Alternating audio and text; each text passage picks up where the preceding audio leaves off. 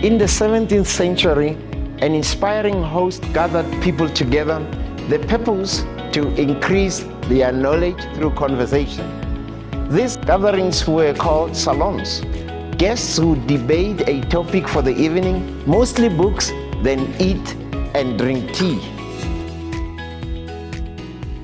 Welcome everyone to the High Tea with the Vice Chancellor.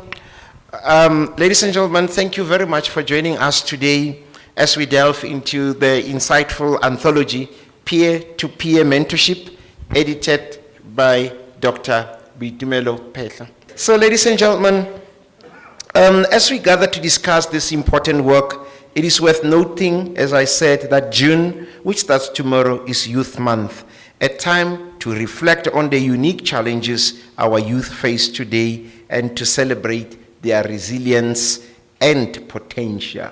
Mark those two words, resilience and potential. Ladies and gentlemen, as we explore ideas presented in this book that has been ably edited by Dr. Mpedi, let us think deeply about how we can foster peer support systems that empower youth to overcome these challenges. To guide our discussion, I've prepared a few questions that I will pose to, pose to Dr. Mpedi, and then we'll take it from there. And this is just a conversation, to spark more conversations out there about the realities faced by our youth today. And we'll take it from there. So, Dr. Mpedi, welcome to the great University of Johannesburg. It's good to see you. Thank you so much, Prof, for the invitation, and from all of you for being here. It means a lot to me and to us that we can spend this afternoon with you. Thank you very much, Dr. Mpedi. Dr. Mpedi, what are some of the most pressing challenges young people are experiencing today, and how do they differ from those of previous generations, our generations? I think the challenges remain the same, but they're just presenting in a different way. So the youth of today is still stressed as the youth of yesterday. It's just that the challenge is presenting itself as today's challenge in this world that we are in, but it's still the issue of identity. Because it comes with age. At this age is the time when you're trying to figure yourself out. Where am I going to go? Why me? Why not me? So nothing has really changed, but the biggest challenge as we speak is then the voices are not there to affirm the youth, who they are. Wow. So the biggest thing for youth today, they really don't know who they are, like in every way. What should I do? Why should I not do it? For some reason, as leaders, as adults, our voices have dampened down, it's too soft. Then we've put the pressure on the youth to make decisions by themselves. And even within, the law that you guys make, that is meant to liberate us, but everything actually does have a limitation and conditions, as we'd call it, that even within the law, that liberates the youth to do what they want, just like with any child. If there's not an element of direction and boundaries, it's always a problem.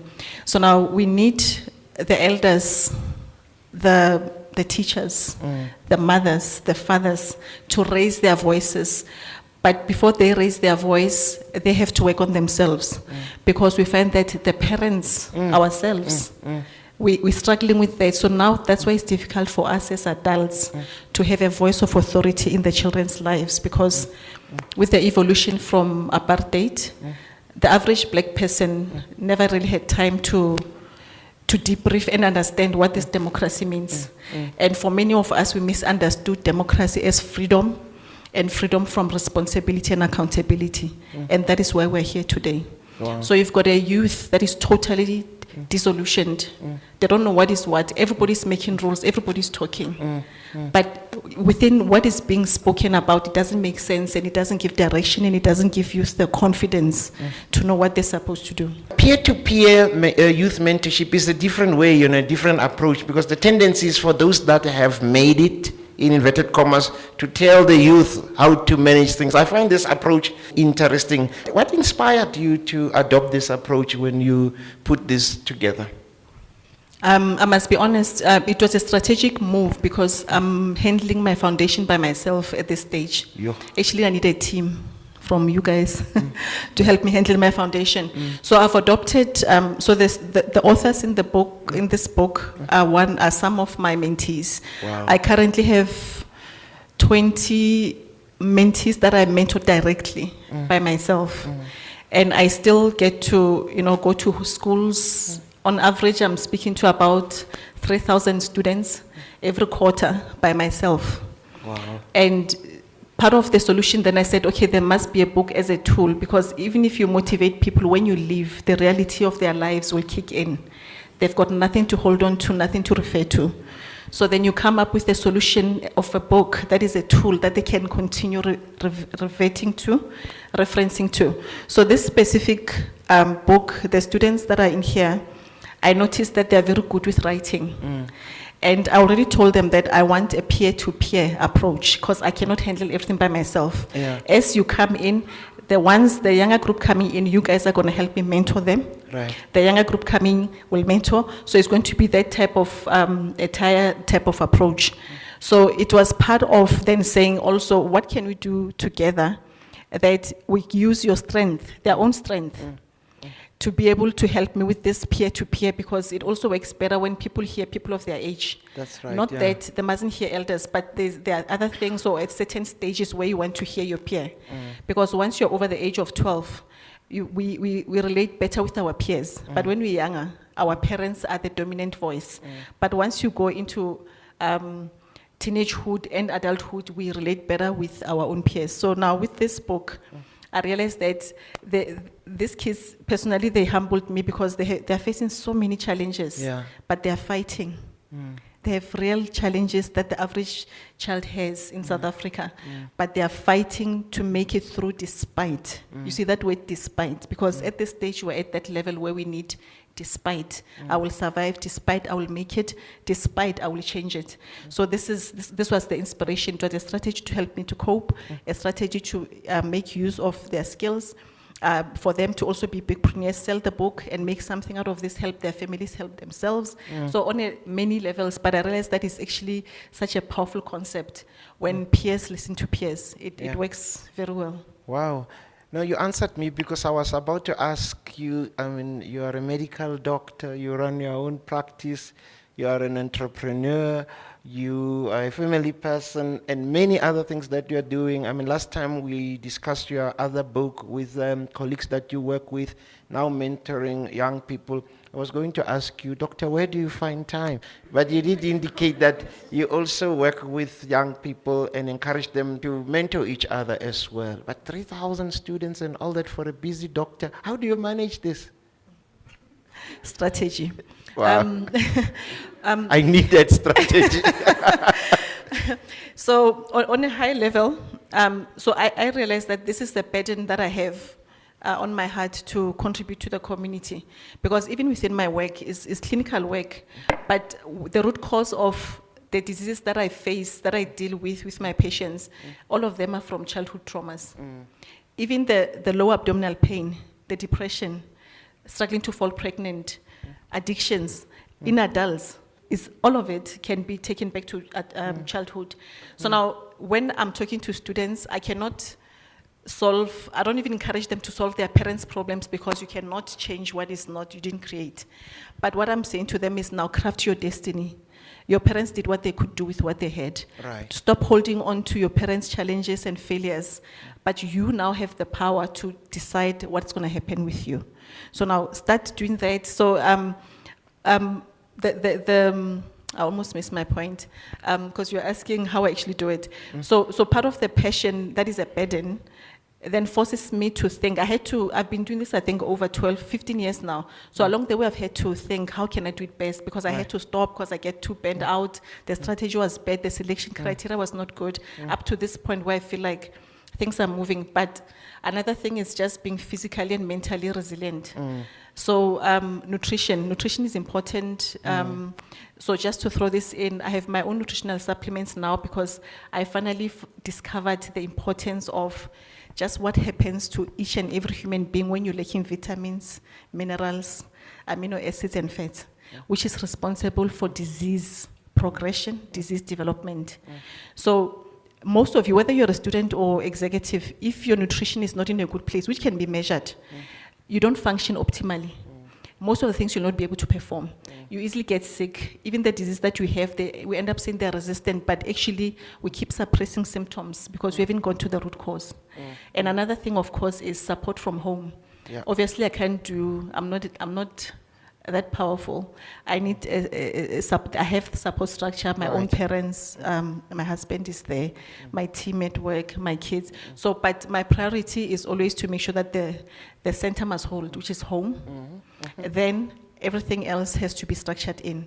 They also know I love them, I take care of them, but I know family first. Don't compromise family, because no matter how successful you can be or you want to be, if that family unity is in tatters, you are bound to fall just shortly. Wow. Thank you very much, Dr. Petla. Peer-to-peer, you know, when we see peer growing up, we were always told about, talk to about peer pressure. In your work with these fine young men and women, how does one really advise these young people about peer pressure, especially now?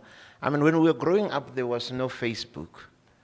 You know, there would be one bicycle in the whole village, so you don't feel like you don't have anything, and you will ride it. You know, all of you learn how to ride a bicycle using one bicycle. But now there's Facebook, there is X, and there's nothing wrong with that. But the pressure, I mean, everybody seems to have a perfect weave. I'm the only one. It adds to that pressure. How can young people, even if it's not weave, I mean, the phones, you know, I mean, some young people have got phones that even executives, you know, can't afford. I mean, these phones are expensive these days, isn't it?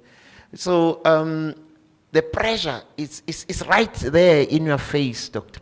So how can young people, navigate these pressures? I see a lot of people nodding, you know. Sometimes I feel like, oh, I'm poor.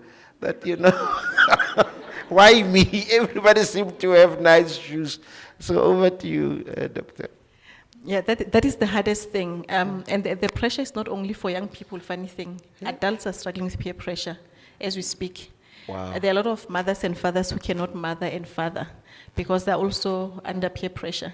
Wow. So we are in a society now where self-aggrandizement is so big. It's about you, how you look, how you feel, that everybody's forgetting responsibilities.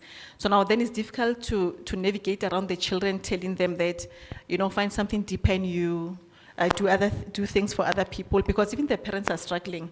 So for the students and young people today is the hardest times, to be able to draw back and say, let me go back to basics, because who are you looking up to? Because most people are on phones. Everybody's doing everything on phone. There's an advantage on these gadgets, but they take away the humanness of us as people. And now what happens with all these convenient things is that, unfortunately, because you're not shown the ripple effect of this nice thing that you have, of this freedom that you have, you only discover years later the impact that it has on your personal life, on your health, and on your relationships. So unfortunately, it's a matter of people who just have to fight for themselves. But that what we're also finding now is nutritional deficiency. I keep coming back to nutritional deficiency. Because before you do anything, the role that you have, if you are not physically okay, you cannot even be resilient. You don't make rational choices if you are lacking. And the nutritional deficiency is not for poor people. It's interesting that we have nutritional deficiency in people that are doing well. I tell you now, if we check now your vitamin D levels, most of you are under 20. It's mind-blowing. And the reason for that is the urbanization that happened with democracy. Then everybody is under the roof the whole day. Those that are working underground. So lack of sun exposure for the average person, and vitamin D is important immune regulator, which when it's low, mental health is sky high. It's almost like it's normal. Everybody almost thinks everybody must be on mental health medication. It's sky high. There's a reason for that. And no one is really stopping and saying, what is going on? Why are so many of us having mental health issues that are being normalized? Why are so many of us confused about who we are? Where does this come from? Why are many of us struggling with just connecting with other people emotionally? Why are we lacking things that are supposed to be basic? But there's a bigger thing. It's a long discussion. I think I won't be able to answer that now in a flash. We'll invite you again. Yeah. And then we just talk. Please go ahead. Yeah, so the challenges are a lot, but we also have to, to start being intentional and fighting for the private spaces, for the human part of us. Yeah. Because nothing is going to change. We'll continue complaining, we're going to be sick, we'll take medication after medication, and still will not suppress the symptoms. Because there are root causes to all of these problems. And most of them starts when our parenting environments were not ideal. For different reasons, parents trying to make money, more money for the kids. The opposite is true. Parents who are really struggling just to keep ends meet, is the same as whether your parents are very rich or very poor, you've got the same problem because you've got absent parents. Yeah. For different reasons. Yeah. I'm glad, Doctor, you touched on mental health. So my question is, in what way can peer mentorship provide practical support, for our youth to deal with mental health challenges? Are we referring to the book or peer-to-peer under general? Peer-to-peer under general, but also lessons that we learn from the book, and I thought I'll reserve that for our authors to touch on that. But okay, as a concept, I would say it starts with conversations like this. Yeah. We have to be honest with our struggles, but not entertain the struggles and stay on them, because sometimes the very thing that is your struggle, that is a real struggle, can end up being the very thing that breaks you, because you never fly, you never get to stand up, because you've got a good reason why you are broken and why you remain where you are. So having honest conversations, making each other account. Because most of the time, we are scared to tell each other, no, but this is not actually working. Maybe we should stop doing this. Then we have a lot of pleasing traits because of our own insecurities. Then we are scared to be honest to each other, to say, but this is not working. Let's be honest. Yes, you have the money. Yes, you have the influence. Yes, you have this, but can't we redirect some of these things to things that are actually functional and impactful? Because everybody now is being made to chase the personal success, the fame, the followers, the likes, and. But the emptiness is never disclosed. You look perfect on those grams. Like we're saying, the weave is beautiful, the figure is perfect, the muscle is perfect, but the brokenness that you struggle, the loneliness, the emptiness when you're alone, when you don't have the answers to those questions, and you don't disclose to people, you always just show up as if everything is going well with you. So, but having honest conversation and say, what are real things, what are functional things, not even what you believe in, but what makes the human being work, so that you can actually be able to come up to your roles, because now mothers are forgetting to be mothers, fathers are forgetting to be fathers, teachers are forgetting to be teachers. Everybody's forgetting their role. They're just focused on me. How do I look though?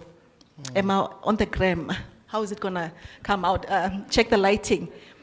And that time, you even have kids, your kid is suicidal, you're not even picking it up. Your kid can get banned, your kid is failing at school, but we're still focused on how do I? So that has to stop. Yeah. Don't fall for the temptation of saying you. It doesn't work. No one is made to live or exist on themselves and praise themselves the whole time. We get life and pleasure out of life when we do things for each other, when we support each other and learn from each other. Doctor, as institutions of higher learning, how can we make these peer-to-peer mentorship programs work? Because I believe we have a role. This is where we have a large concentration of young people, and while they are here, because we are parents, we could, what is it that we can do to join this peer-to-peer youth mentorship bandwagon and help transform lives? I think from an institutional level is to be intentional that there's something like this, because we always assume that somebody, more professional, older, more qualified must talk to the youth. There's nothing wrong with that. There's actually a place for that. But they also need to hear from their own peers. So within any institution, already the leaders are there. You already know your students that are leaders. Everywhere, it's always like that. There'll be those that are leaders, and those that are not leaders, it's not necessarily that they're not leaders, but because of different personality traits. You can still be a leader, but without talking. Your leadership is to support the one that talks. That is leadership. As long as you are part of the vision and executing the vision, making sure that it happens with outcomes that benefit everyone. So then you become intentional about identifying those students, and then you create something, I don't know, you call it a group or classes, or I don't know what is the right technical word in this sense, where you intentionally invite students. The peers must be willing to go talk to each other, have conversations, and also have a holistic approach, even within peer-to-peer. Not only talk about academics, we need to talk about health, we need to talk about belief systems, we need to talk about careers, because that balanced perspective is also important, because we also don't want to get lost on the challenges alone, because what do we do then beyond the challenges? What outcomes do we want? Because sometimes I find that we are almost focused on what is going wrong so much and funding it so much that we don't have solutions of how do we actually get out of this action, because we know the problems. But then what are we going to actually do on a day-to-day to help us get out of this situation that you're creating more and more leaders? I mean, even with what I'm doing, there's 11 of them, there's 20 of them, but I know within themselves, their own circles, they're influencing others. And I'm not necessarily there, but there are people that are looking at them, they listen to how they talk, they watch how they dress, they watch the things they want. Because automatically everybody's an influencer. Right. But you can be a negative or a positive influencer. Everybody's influential. That's why I'm saying even leadership, everybody's a leader. It's a matter of your leadership is leading people to a point of struggle or a point of victory. Wow. A warm round of an applause, ladies and gentlemen.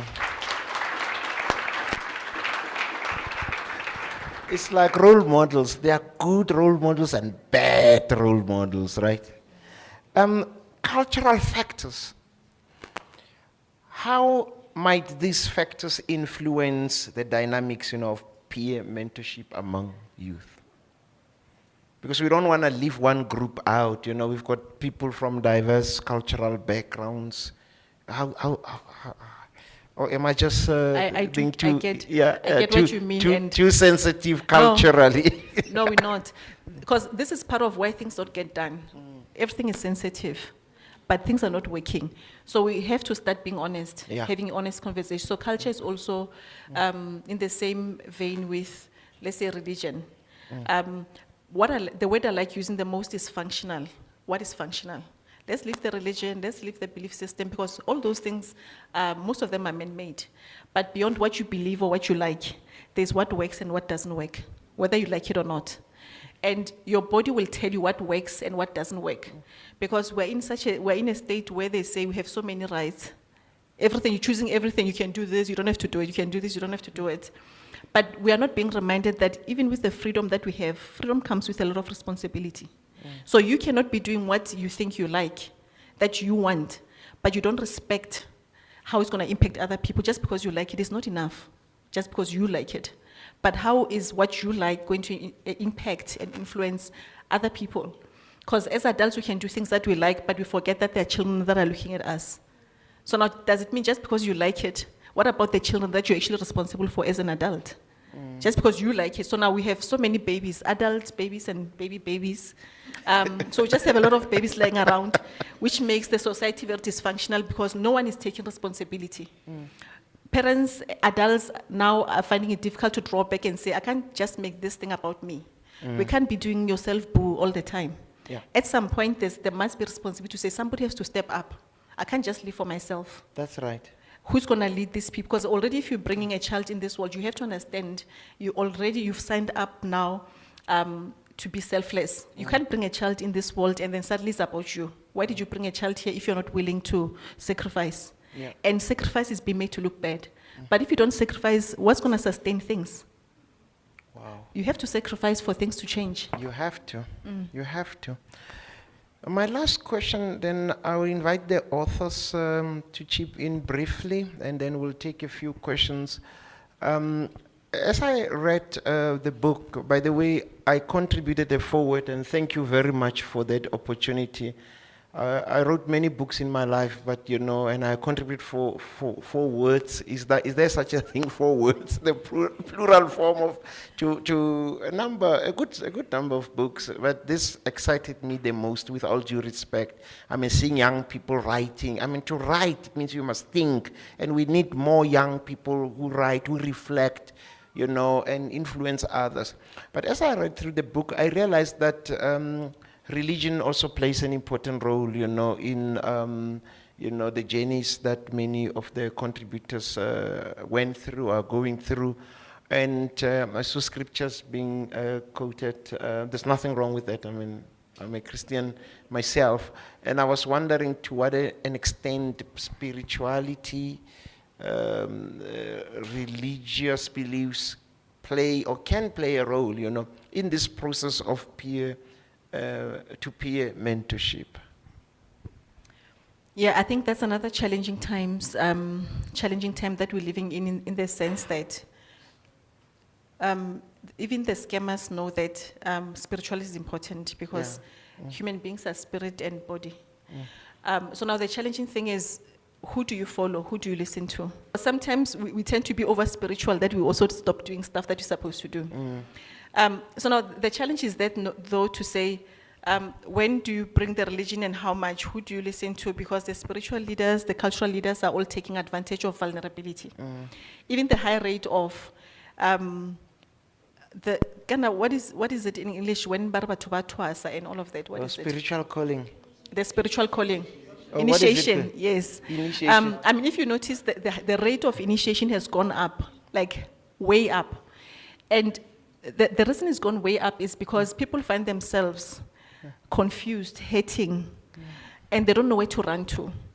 And a large part of it is also because of the same nutritional deficiencies, the brokenness from your childhood, the neglect, the traumas that you suffered. At some point, your brain is going to overheat. And then when you seek help, because you will know you need help because a lot of things don't make sense to you, and you fall in the wrong hands of a spiritual leader or a cultural leader, then they lead you there because remember you need an answer. You want meaning. Then that's where it comes a problem. I always say the best thing to do is, because God exists in you, in each and every one, find Him for yourself. If you talk, you don't even have to, whether you believe in whatever religion that you believe in, but there's something inside of you. Talk to yourself and within yourself. God will reveal Himself, whether you want to call Him God or whatever, but that which has created you exists in you, and it has the answers for you. Because if you don't find Him for yourself, you'll have to depend on the one who's going to interpret God for you. And not everybody's going to interpret God the way that He sees you. That is the highest thing. So now, how many of us, though, are willing to do the work and seek God by ourselves? It's a lot of work. So we easily go to people to help us decode what is going on in our lives quickly. What can I drink? What can I wear? How many times must I fast? God doesn't work like that because He's your being. He's within you, He's around you, He's in everything that exists around you. So you have to find God for yourself, because until you find God for yourself, you'll never know yourself. When you don't know yourself, then you are vulnerable to anyone to define who you are. Then unfortunately, things are not going to go well for you, because the one that defines you today, if he leaves or she leaves, you're going to have to find another one, because you have not internalized your creator and your identity. But once that is sorted, no one can tell you who you are. Because He says, greater is He that is in you than the one that is in the world. He says, seek ye first the kingdom of God, and all these things shall be added unto you. But we're in a world that says, seek these things first, and then when you overheat and you're tired and you're broken, you go back to God. But by that time, you would have had so much going wrong and struggles that it's even hard to get back to Him. So you have to find a way of, try to spend, you spend time with people is important, but also spend time by yourself. And allow yourself to feel pain if you need to feel pain. Allow yourself. And acknowledge the weaknesses in your past, in your family's past, your own past. Because if you don't acknowledge them and you resist them, they'll keep chasing you. And you'll continue to numb them with alcohol, with drugs, with sex, with anything. But you'll notice that even the numbing doesn't last. Proverbs 31 says, the alcohol that we adore, alcohol is for people that are sad. Where does this sadness come from? It comes from brokenness. Where does the brokenness come from? Our childhood, because our childhood up to 7 years of age will determine how we experience the world. If our parenting environment was not ideal, we struggle. We'll survive, but we'll struggle. And it's not that you can't work on it, but you have to then be intentional to say, how do I heal? And how do I, without it, because you can't even ignore your past, but how do I, despite my past, still thrive, rise, and live the life that I want to live.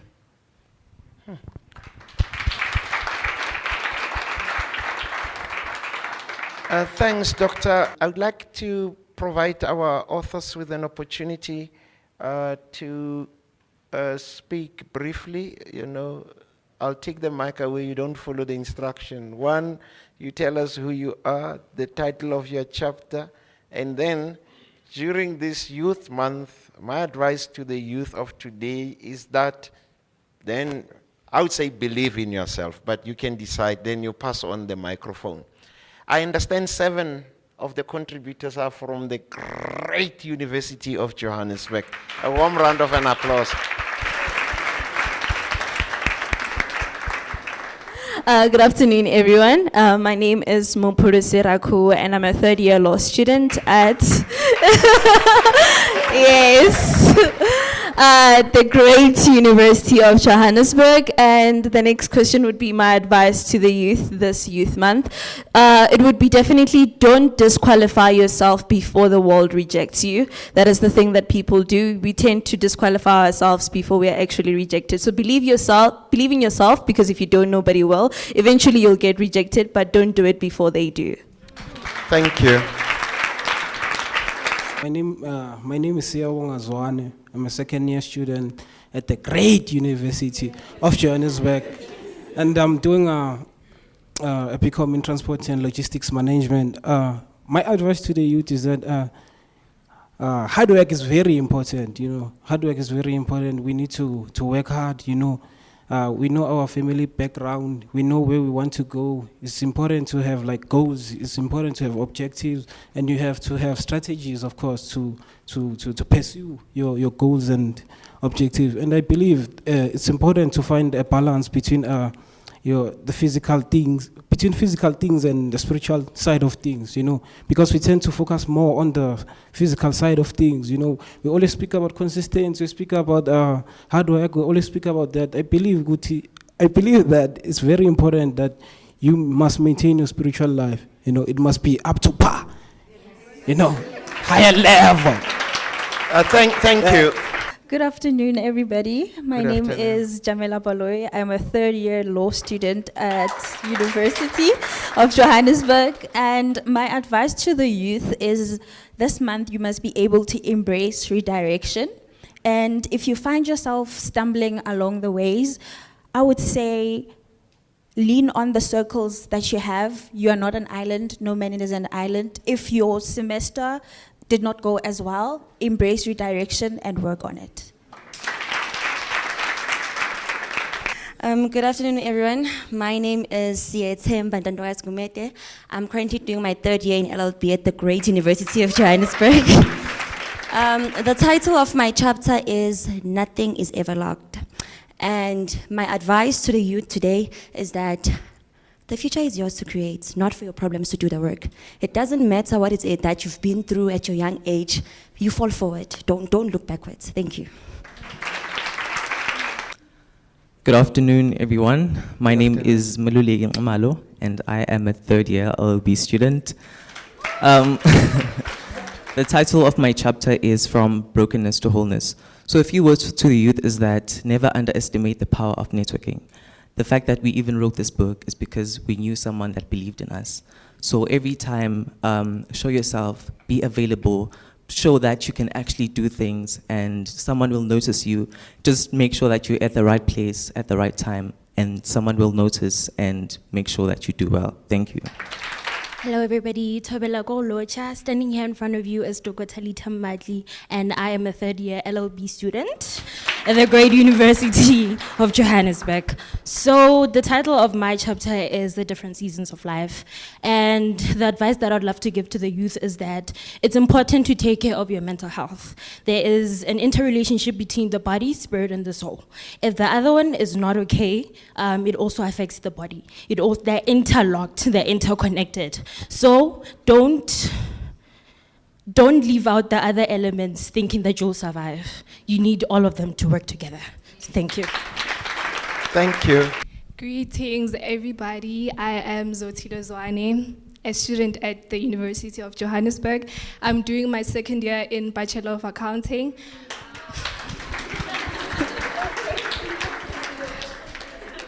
Okay, so my chapter is called Overcoming Trauma. Education is a weapon.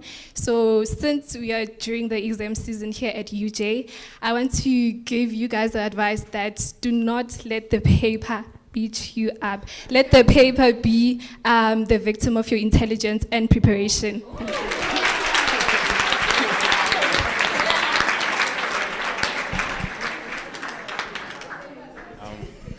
Hi everyone, my name is Mlungis Ngwadlamini.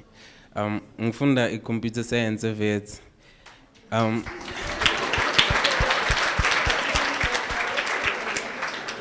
Yes, chapter ithi preparation meets opportunity. It was a way ebengidefine ngayo i-luck. But to youth ngasho ukuthi besides that every failure is psychological, and explain along kancane ukuthi you can fail until uzobe na 65, and then when 66 you succeed. And it also depends on how do you define fail. I define failure as desire that didn't meet a reality. So you can always change a reality. You can always change a desire. So you can never fail. Thank you. Thank you. Good day to everyone. I'm Tlantan Hambe from the great University of Pretoria. I'm currently doing my first year in becoming accounting sciences. So my advice to the youth would be to keep putting in the work.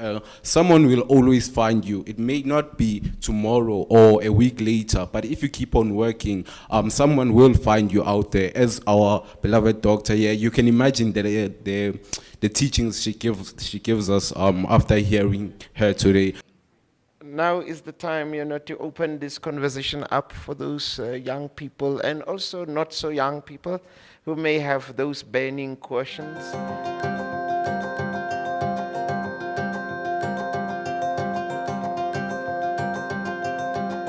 How do we open the conversations to basically start teaching ourselves to go back to the basics?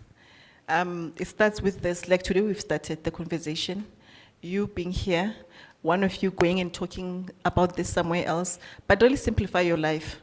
So that's why I was also encouraging the issue of spend time with your creator. Because remember, even your own parent, it says in the Bible, even your own parent can mislead you, can harm you, intentionally or unintentionally. So what it means is once you reach a certain age, you are responsible for how things are going to happen for you. So you have to start finding ways of loving yourself, accepting yourself, how God sees you, simplifying things. Because by the time that you're always trying to meet people's standards and they move the goalpost, they said, come here. Once you get there, they move the goalpost. Already you're doing the chasing. But if you can be, for example, for me, let's say you see today, I'm not wearing makeup. Last year I had makeup on when I was here. I'm not wearing makeup at all. But you can see I'm absolutely beautiful. So that is important for you to know yourself, love yourself, and know that you're enough. Everything else must only enhance what you know is there. And God creates everything perfectly. So it goes back to the point that have some level of self-love and respect and be accountable at the same time, because if you're also a victim the whole time, you'll never change anything. Simplify your life. Once you start following people with trends, you're in for it. You'll never win.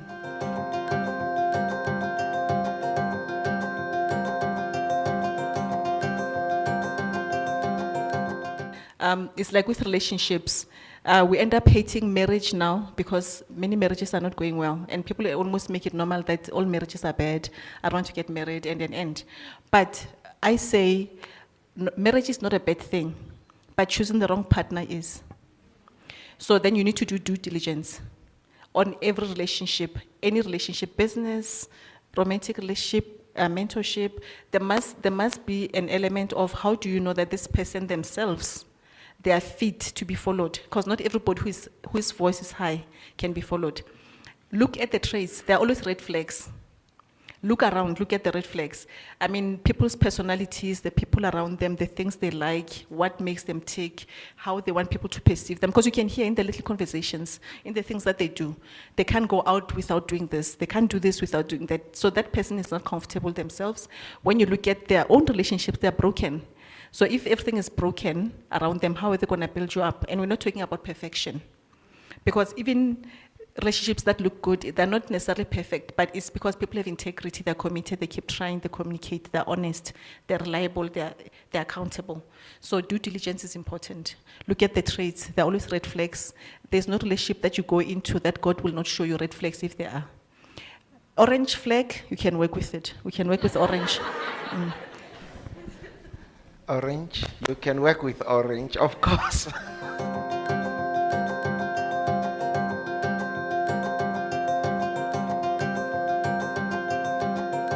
So actually, Simpiwe is also one of my mentees. Yeah, we're just in a different season, just part of accountability, but she's one of my mentees. She qualified to be one of my mentees. So she's one of your students here. Wow. So I'm happy with her question. She's asking this type of questions because she read some of my books, and it's a journey that all young people are going through, trying to say, what is my purpose and an end. And just to simplify it on my side, I always tell my mentees and everyone that I get to talk to on this, you don't find your purpose. Purpose is defined by the Creator. You can find your passion and mission, that you can find. But from creation, anyone who creates something, they say, I'm creating this thing for. So that it's already predetermined. Now, passion, it has to do with your skills, your talents, your gifts. And then the mission is what you do with those talents, gifts. And like what I'm doing with the students is not my purpose. This is my passion, and it's a mission that I'm executing through the passion, the gifts, and the talents. Now, what is a purpose for a human being? A purpose for a human being is to find each other, to build the family structures, because a human being comes from other human beings, from a male and a female. So the family structure is the purpose of man, because that's where God exists and that's where God multiplies himself. So now we have come to a place where we want to undermine the idea of family, but we keep questioning the brokenness. If the family units are broken and they continue to be broken, people will continue to be confused, dismantled, sick. You'll struggle because everything happens. That's why if you understand from a scientific perspective, it's got nothing to do with what I believe in. We're talking about what functions, what makes the human being function. So now if God created that a child will cry when they're small and they get milk, that's what it is. You can't change it. You didn't create a human being. So you cannot change the rules of the game that you did not make. So now we have to go back to the idea of, we have to embrace that family, the brokenness, we have to work on it. We have to teach each other what makes relationships work. Men and women must stay in those homes. You must build homes, because this thing of casualizing relationships is creating brokenness. Many people are broken because they don't know their fathers. And people keep making people pregnant and walking. You are pregnant and somebody walked and you still become pregnant again. And then you continue complaining and you say men are trash. But what is the accountability that women have on retaining that space? As a woman, you decide if you'll fall pregnant or not. The first time is a mistake, the second time is not a mistake. The responsibility of understanding that once a human life comes here, the brokenness, the hurt that comes with it, you cannot just erase. So I think just embracing that, the reality of what things are, because if you always go commercial, legal, legislation, those things are then paper. But when the legal and things are not working, you come as a human being to your doctor, to God, and say, I'm broken. There's no law in that space. You are broken by yourself. You feel pain by yourself. So we have to start allowing ourselves to say, what is it that makes a human being function and be in an optimal place, so that you are good to yourself, you are good to others. You are responsible for your responsibilities, and you teach people boundaries around you. So there's element of balance, but there's a lot of education which is contrary to what is being said in the media now. And unfortunately, as much as it's being pushed, no one is talking about what is happening underneath. It's just presented well, but the undergirth of what it is something else.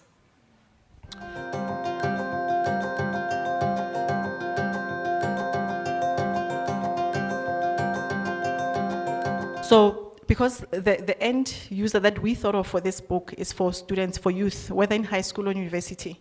We're actually looking for people who can help us to get funders to pay for these books, and then we distribute them to students. Because students do not have the money to buy this book. The average student will not spend 300 rand for this book.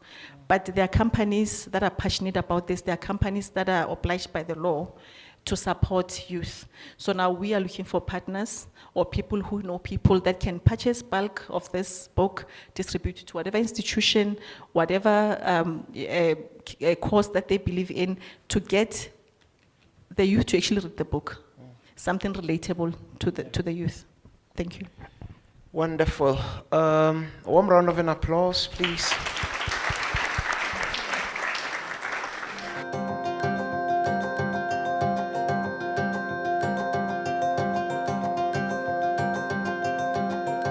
The question is simple and difficult at the same time.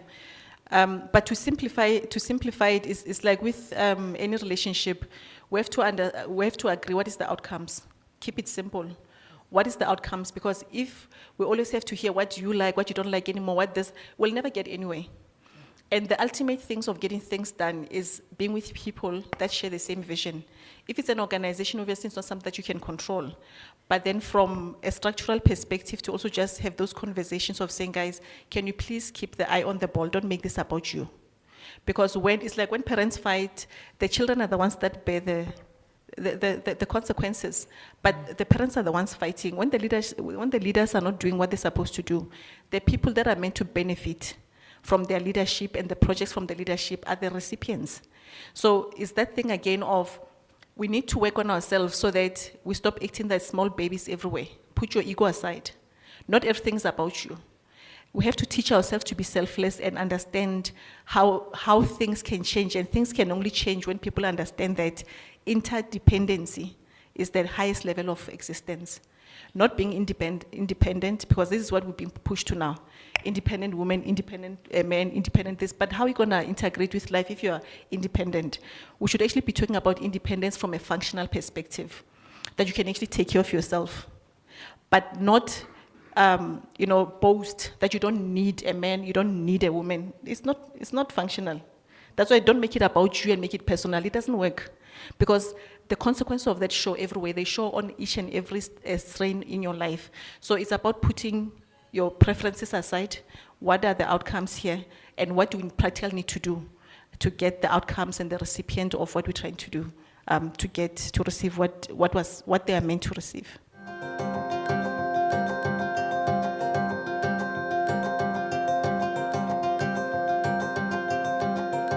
The question basically that is being asked is, relating purpose and joy and happiness. Happiness, yes. So purpose should not be related with happiness, because then you won't get to do what you need to do. But purpose can bring fulfillment, because you have fulfilled what you're supposed to do.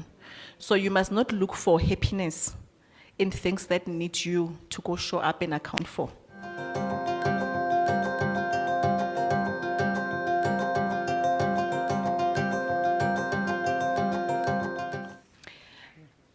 The second question, the scientific question, and my scientific brain is not here. So the second question, though, from what I understand, is the whole concept of there was resilience that was mentioned. Was it measured? So basically, is it proven? And the relationship of peer-to-peer mentorship with resilience, so to say. So in this case, peer-to-peer mentorship comes as an intervention at a later stage, obviously to build resilience. But resilience is actually built the first 7 years of your life. So it's either it's built or it's not built. If it's not built, you'll have to build it yourself with new habits. Talking to different people, learning from books, and because resilience is built in the first 7 years when the parenting environment is ideal, where the mother and the father are present. This is ideal. So it doesn't mean just because we have those struggles, we shouldn't say it's ideal anymore. We should acknowledge the weaknesses of how things are now. but we should still know what is ideal, an ideal parenting environment, because if we don't, we'll continue asking the same questions every time about the struggles, the challenges, because we did not acknowledge what is. So in that environment between birth to 7 years, that is when an ideal environment is when both mother and father are there, because they have different roles in a child's life, physically, emotionally, spiritually. They've got different roles that complement, that the child needs to receive both. And failure of receiving either one, it does have an impact. The impact will manifest itself in many different ways, from behavioral problems, from mental problems, even disease, physical disease. There's a study that shows that if the ideal parenting environment does not exist, already it predicts the disease that you'll have in your adulthood. So nothing that is happening now in your adulthood is actually a surprise or just a sudden thing. Already it was almost predetermined earlier on in your life. Part of the ideal parenting environment is when you have a mother that is feeling secure, she's safe, she feels provided for, she tends to nurture the kids better because there's security. But when you have mothers that have to go and work, they don't have security, there's no loyalty and an end, they tend not to be able to show up fully for the children. So there's neglect indirectly, whether rich or poor. There's neglect, so meaning now this mother does not have the tools or the ability to be able to regulate this child's emotions. Now, if that emotional regulation does not happen in the first 7 years, the young adult in the future will have to figure that out for themselves. But from the age of 13, 14, that's where you see extremism in terms of just experiencing emotional turmoil. You don't have answers to a lot of things. You try a lot of even risky things because it comes from a deeper place, that things that were supposed to happen did not happen for you.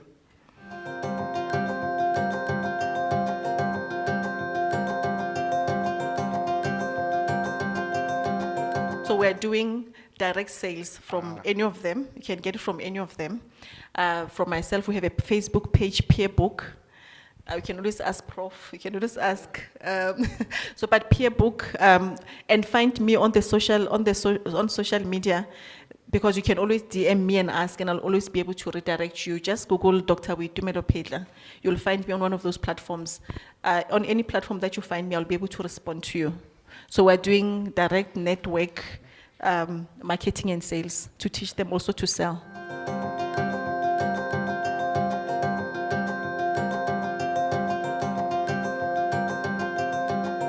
So from our side, we're going to continue to do our best to make sure that our services cater for all and expand accordingly. But it's also a call to all the peers, your peers who are present here, to make sure that they engage with everyone. Peer mentoring, peer-to-peer mentoring is for everyone. And thanks for raising this important question.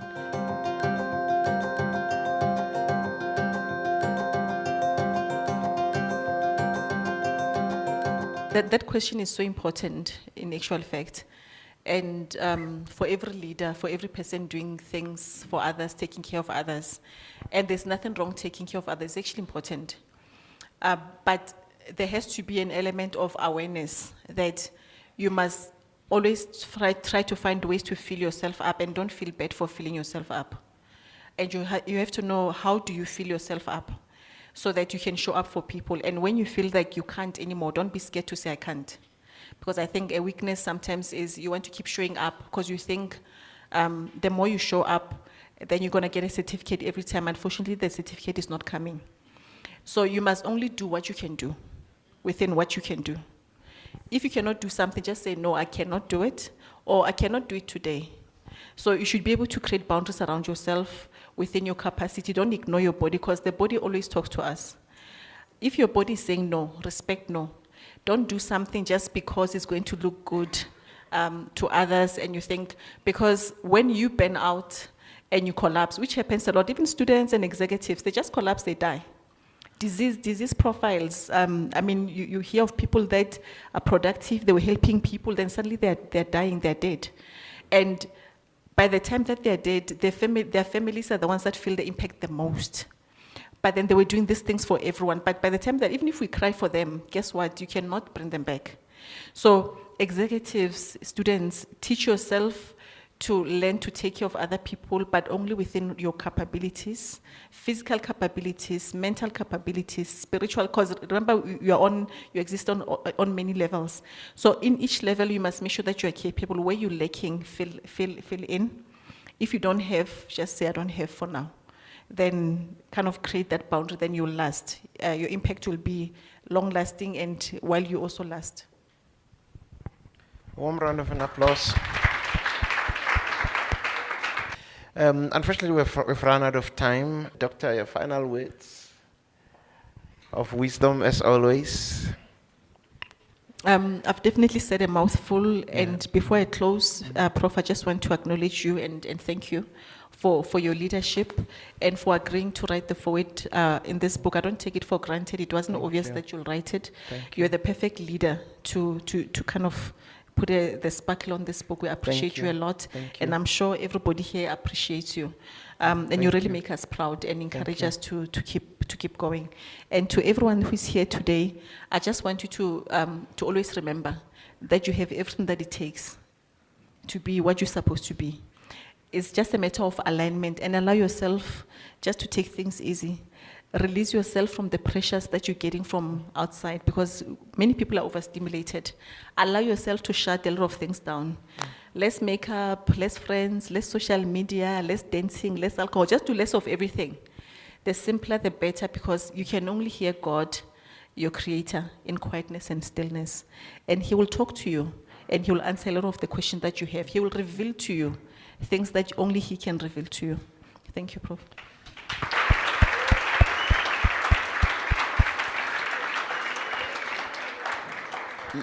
Ladies and gentlemen, unfortunately, we've run out of time. What is left of me is to acknowledge the following individuals. Firstly, you. This would not be possible without you. Would be sitting here talking, and no one listening or engaging, so we do not take that for granted. I also want to acknowledge those that have managed to join us virtually. We appreciate you. Let me acknowledge our partners, UJ Library, particularly Reneka Pandey, Smangele Zwane from my office, the Vice Chancellor's office, Professor Puseletso Letete, Vice Dean, Faculty of Law, for arranging, Professor Letete arranged for UJ Law authors to be present, and she also helped sharing invitations for students to attend during study break. We know that you must be studying. We appreciate it. You need to take a break from studying. Let me also acknowledge Dr. Hussein Kovadia, sitting right there at the back, Vice Dean College, the mighty College of Business and Economics, for organizing CBE students and sharing invitations for students to attend during study break. We appreciate that.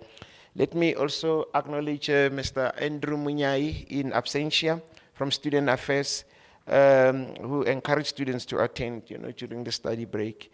Of course, we can't do this without UJTV. Thank you very much for your support. We appreciate it. Ladies and gentlemen, let me also make this important announcement.